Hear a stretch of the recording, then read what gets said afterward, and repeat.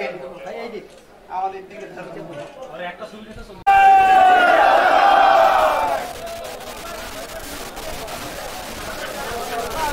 এইটাই ধরো সবাই পরে না না ভাই সাইড জেলা বিএনপি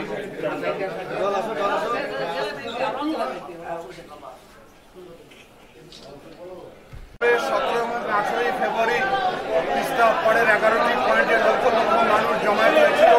সেই জমায়েতের মাধ্যমে রংপুরের 2 কোটি মানুষ উচ্চারিত করেছিল অবিলম্বে তিস্তা মহাপরিকল্পনা বাস্তবায়ন করা হোক। কিন্তু বর্তমান অন্তর্বর্তীকালীন সরকার মাঝে মাঝে বলছে যে কাজ শুরু হবে, কখন শুরু হবে, কিভাবে শুরু হবে, এটা আমাদের কাছে এখনো স্পষ্ট করা হয়নি। সেজন্য আমরা বাধ্য হয়ে আবারও আন্দোলনের কর্মসূচি ঘোষণা করেছি। আজকে 5 জেলায় আমরা জেলা প্রশাসকের মাধ্যমে প্রধান উপদেষ্টা বরাবর স্মারকলিপি প্রদান করেছি। তারপর আগামী 9 তারিখে প্রত্যেকটি উপজেলায় গণমিছিল এবং সমাবেশ হবে। 16 তারিখে তিস্তার অববাহিকায় 130 কিলোমিটারে মশাল প্রজ্বলিত করা হবে। এরপরে যদি তিস্তা মহাপরিকল্পনার কাজ শুরু করা না হয় তাহলে আমরা আরো লাগাতার কর্মসূচি দেব।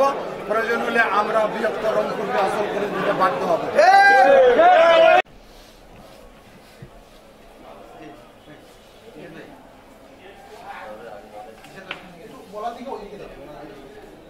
আমাদের কাছে যখন কোনো স্মারকলিপি দেওয়া হয় নর্মালি আমরা যেটা দিই যে মাননীয় প্রধান উপদেষ্টার কার্যালয়ে আমরা এটা প্রেরণ করে থাকি।